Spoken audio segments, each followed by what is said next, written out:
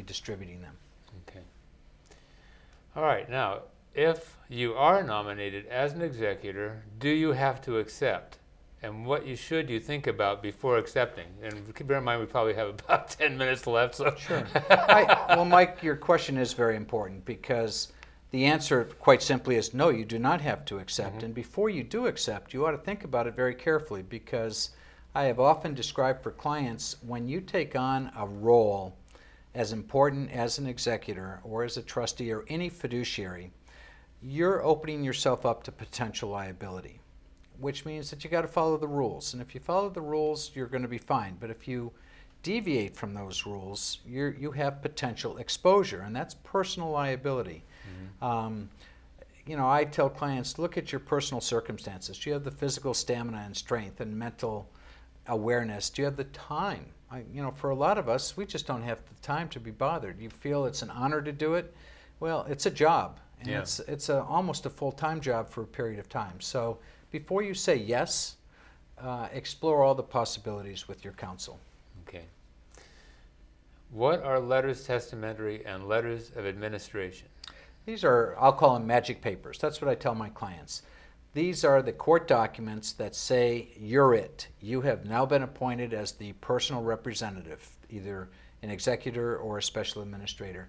And it's this piece of paper, which got a court stamp on it, oftentimes certified, that you take to the bank and show the bank, and it's your authority to collect the assets of the decedent. So you can collect bank accounts, you can submit them and collect life insurance if the estate has been made a beneficiary of life insurance.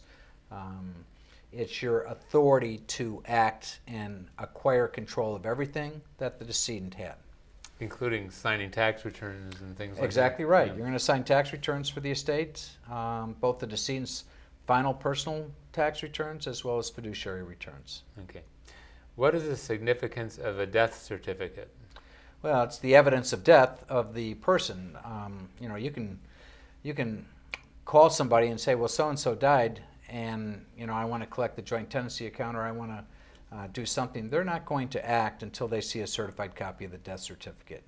There are, I've had a few rare cases where, because the body has not been found, the coroner is not going to issue a death certificate in which there is a procedure for establishing death in California, but that's the rare circumstance. But primarily, we need that in order, with the letters testamentary, for collecting assets. Right. So, for example, if you had a mutual fund or something like that, then these are documents you would send to the mutual fund company, and then they would change the title to the executor's name. Or well, typically we would send a letter of instructions. The decedent died. Here's either the letters of administration or letters testamentary. Here's a death certificate. Here's an affidavit of domicile. With all these documents, please change title over to the executor's name. Okay. What notice requirements apply for probate estates? Another good question. When we actually formally open a probate with the court, it's all based upon notice. Probate is trying to prove the will of the decedent. And California law wants interested parties, heirs and beneficiaries, to know that there's a proceeding pending and someone is seeking appointment. So notice of that hearing has to be mailed out to all heirs, all beneficiaries under the will, all nominated executors. Basically, if you're named in the will, you're entitled to get notice that a proceeding is pending, that a hearing will be held. Okay. And what about creditors? Creditors also get notice, but they don't necessarily get the notice of hearing of the initial proceeding. The notice to creditors goes out at the time when we have known or reasonably ascertainable creditors. We will send them a notice that says you have a certain amount of time to file a claim with the executor for us to consider. And is there a notice that's required to be published in a newspaper or anything That's like that? typically done at the same time that the initial proceeding for probate is done. So we'll file a petition. There's a general notice to creditors that's published. By the way, all these local newspapers, the way they're subsidizing their existence nowadays is by increasing the fees on this notice of death and notice of a petition to administer. Even in a small newspaper, such as San Jose, the cost of publication is in excess of $700 now. So it's getting very expensive just to comply with probate. Okay. What other notices do you need to be concerned about?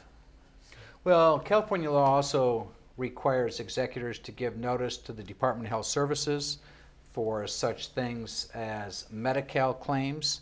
We have to give notice to the Victims' Compensation Board if any beneficiary of an estate has been incarcerated or might be subject to any sort of claim or lien against his inheritance. Those are the other typical notices that we have to provide Another big routinely. one I think is Social Security, right? And Probate, and retirement. Yeah, but that's not a probate requirement, Yeah, Mike. okay. You would give notice upon death to Social Security. Yeah, I'm just thinking in general for things that happen after death, so Sure. that's fine. All right. Now, for my personal accounting, I usually just write total deposits down on my checkbook, or I might not even keep a checkbook at all. I've met an awful lot of people who don't seem to keep checkbooks. Is that okay for an estate? What records and documents need to be kept? Well, going back to your question, should I be an executor? The answer to that is be cautious before you are, because you are charged with the responsibility of doing what is called an accounting. And you have to account for every penny that you take control of, every penny that you're entitled to take control of, every penny that you spend. So this type of accounting is a fiduciary accounting. It is basically a reconciliation of what did you do with this estate, what did you spend it on, what did you collect, and what's left over to be distributed. Now, accountings can be waived, and frequently they are waived because if the family members who are inheriting trust the executor or the personal representative, they may not want them to go through the task of doing a formal accounting. But in most cases, I tell my client, be prepared to do an accounting. And in fact, we oftentimes will ask the client to provide us with duplicate statements so that we can keep the accounting current. So when it comes time to close the estate, we're ready to close.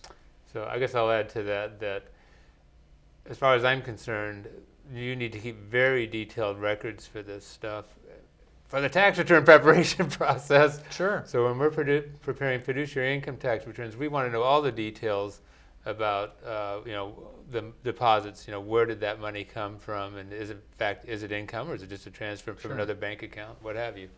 And that's from the tax perspective. Yeah. From the court's perspective, they're mostly concerned with what did you spend it on and what was the purpose. We want to make sure that it was an appropriate purpose. Okay, Bob. So as we know will happen with a big topic like this, we're getting down to the end. We only have about maybe 45 seconds left or so. Maybe you have some final words of wisdom for people when they're dealing with this situation of being an executor. Well, kind of just stepping back and looking at the big picture. Certainly planning an estate is important. And all of us think that we're immortal to a certain extent, and none of us are immortal. The most important time to plan, in my opinion, is when you're young with children. And once you have those minor children, it's an appropriate time to plan and have some life insurance. In a post-death context, certainly making it easier on your family, your spouse, your children, your siblings is critical. So take the time and plan your estate. It's not terribly expensive to plan, and it can save a lot of heartache and a lot of misery in a post-death context. Okay, folks, with those final words of wisdom, Bob, thank you Mike. again for being with Pleasure. me. Folks, hope you found this valuable. Be sure that you see an attorney when you're dealing with these situations, and we'll see you next time on Financial Insider Weekly.